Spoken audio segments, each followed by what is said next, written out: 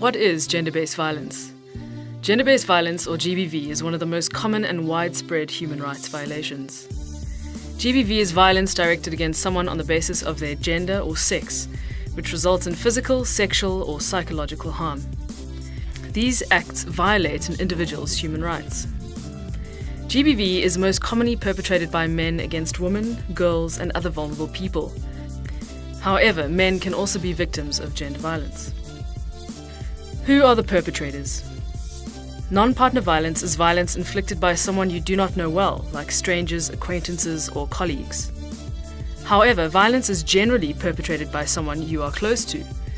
This is known as interpersonal violence, which is perpetrated by either a friend or a family member.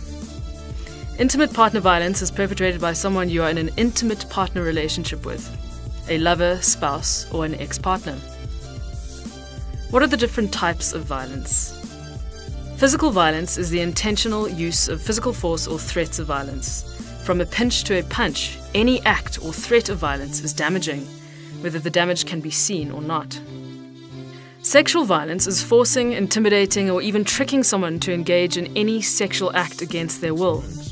Any sexual act with someone who is unable to understand what they're doing or is unable to consent because of their age, an illness, disability, or the influence of alcohol or other drugs is sexual violence. Forcing a lover or spouse to engage in sexual acts is a form of sexual violence, either called marital rape or intimate partner rape. Sexual harassment is also a form of sexual violence that can either be verbal or physical.